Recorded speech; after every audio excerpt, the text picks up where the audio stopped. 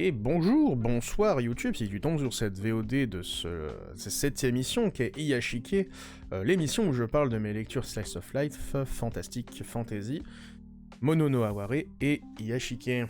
Et pour aujourd'hui, je te propose, pour cette partie lecture, de ne parler que d'une seule lecture, finalement, qui sera School Live.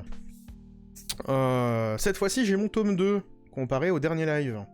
Tome 2 que j'ai pu lire et apprécier. Donc je vous vends déjà la mèche, finalement. J'ai apprécié School Live.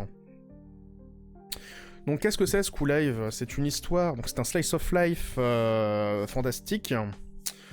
Alors fantastique, science-fiction, on pourrait même plutôt dire, parce qu'on parle d'une apocalypse de zombies dans School Live.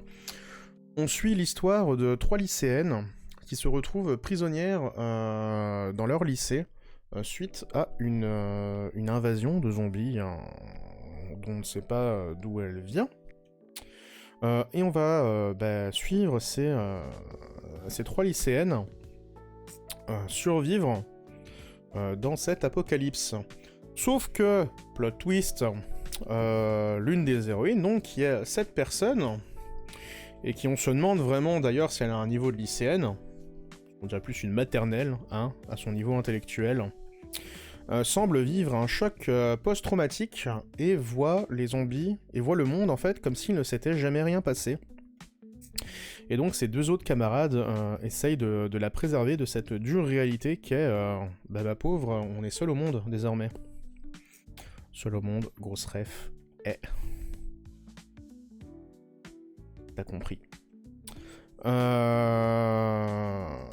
Et donc le manga en fait il va avancer à 2 niveaux. On va avoir le niveau du monde tout en couleur de bisounours vu par cette fille. Qui pour elle, en fait, on ne part pas chercher des vivres pour survivre, non, on part en voyage scolaire, typiquement. Personnage qui d'ailleurs voit aussi des fantômes, visiblement. Enfin, voit des fantômes ou s'imagine des personnes qui vraiment n'existent plus. Notamment, elle imagine leur professeur, elle s'imagine demander des choses à leur professeur alors que elle n'est plus là, hein, finalement. Et donc, ouais, le manga, il avance à 2 registres différents. Donc, on a son monde de bisounours, et on a la dure réalité d'un monde post-apocalyptique de zombies, quoi, finalement.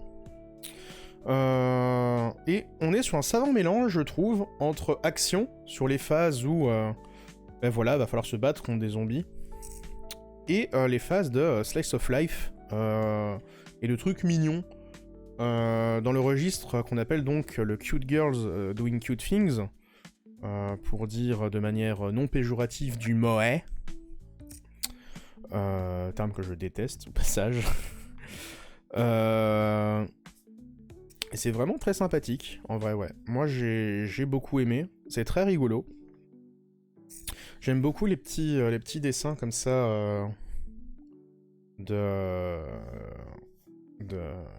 un peu caricaturaux, finalement.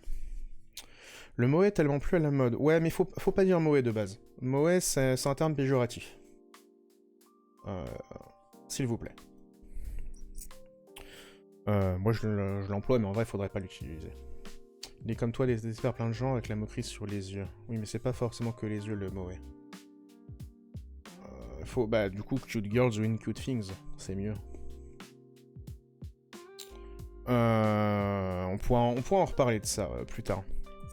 Mais ouais, du coup, très très sympathique. Donc sur le tome 1, c'est vraiment les prémices de l'univers. On t'explique un peu comment elles doivent survivre. On comprend donc que ce personnage-là est starbé. On comprend les premières difficultés qu'elle rencontre très très vite. Donc voilà, ça c'est la professeure qui n'existe plus, mais que la petite voit. Et donc là on est vraiment sur le building de l'univers. Et sur le tome 2, hop là. Sur le tome 2, là on va commencer à un petit peu plus faire évoluer le monde. Hop, vous avez vu. des fesses. On fait un peu évoluer le monde et on voit en fait qu'il y a d'autres survivants avec d'autres histoires qui sont passées. Là notamment un autre personnage qui est introduit dès le début du tome 2 et qui va être sauvé par le groupe, qui lui est prisonnier du centre commercial. Et on comprend qu'est-ce qui s'est passé à son groupe de survivants dans lequel elle était.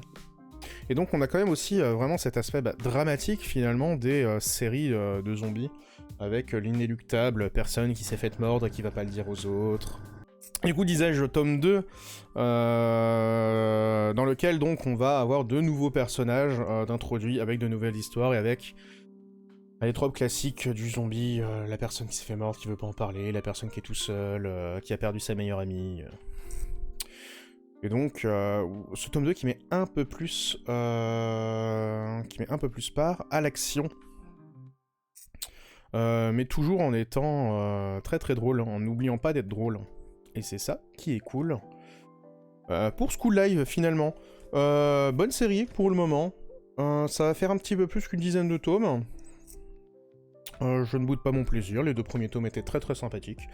Et c'est une série que, oui, moi je vous conseille, surtout si vous aimez bien, voilà, ces aspects où on retrouve le sujet d'un groupe de filles qui fait des choses mignonnes, comme on dit, donc le cute girls doing cute things. Bon, même là, si... c'est pas mignon, hein, visiblement, parce qu'elle tue des gens à coups de pelle.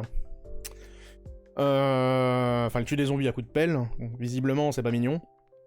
Mais on a un savant mélange, voilà, de ce registre, de ce genre de manga très comique finalement en général. On retrouve des groupes de filles qui font des activités, comme pourrait l'être un Yuru Camp typiquement, avec cet apocalypse de zombies qui du coup est vraiment à l'opposé de ce genre habituellement, et qu'on arrive à fusionner, et c'est vraiment pour le coup, sur ces 2 premiers tomes, très très bien fait. Et je vous avais dit que c'était la seule lecture que j'avais pour aujourd'hui. L'autre étant une review que l'on va faire. Et donc je vous laisse gentiment, finalement, sur cette petite lecture. Si tu as aimé cette VOD, n'hésite pas à la partager, à t'abonner également pour être au courant de prochaines VOD. Et à me laisser un petit commentaire si tu as bien aimé, si tu veux partager ce que tu as pensé de School Live également. Et je te dis bonne soirée.